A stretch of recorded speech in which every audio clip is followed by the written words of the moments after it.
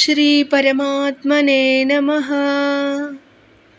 మనము ఇప్పుడు శ్రీమద్భగవద్గీతలోని 700 శ్లోకాల సారము, దాని నుండి సంగ్రహించబడిన 7 శ్లోకములను కాశ్మీరు పండితులచే నిత్య ప్రార్థనగా పూర్వం నుండి ఇది పారాయణ జరుగుతున్నది.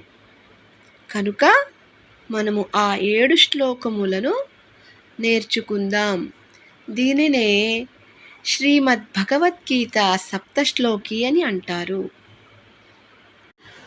ఓమిత్యేకాక్షరం బ్రహ్మ వ్యాహరన్ మామనుస్మరన్ యః ప్రయాతి త్యజన్ దేహం స యాతి పరమాం గతిం.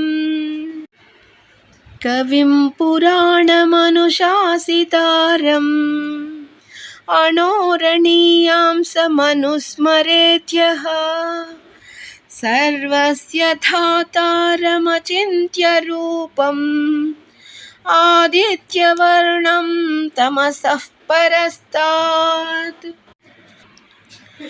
అర్జున ఉవాచ స్థానే హృషీకేశ తవ ప్రకీర్త్యా జగత్ప్రహృష్యత్యనురజ్యతే చ రక్షాంసి భీతాని దిశో ద్రవంతి సర్వే నమస్యంతి చ సిద్ధసంగాః.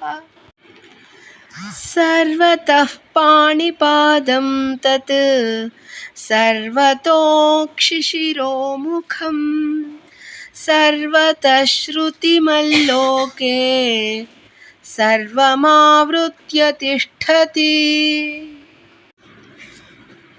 శ్రీభగవానువాచ ఊర్ధ్వమూలమతః శాఖం అశ్వత్థం ప్రాహురవ్యయం ఛందాంసి యస్య పర్ణాని యస్తం వేద స వేదవిత్.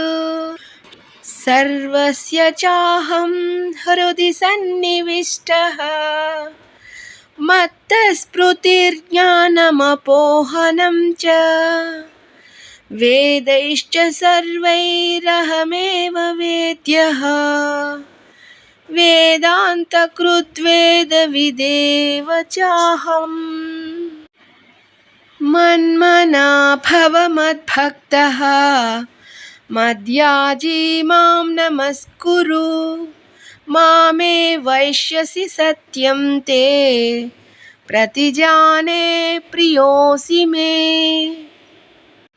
ఇంతవరకు మనము శ్రీమద్భగవద్గీతలోని 7 శ్లోకములను సారముగా సప్తశ్లోకిగా చెప్పుకున్నాము.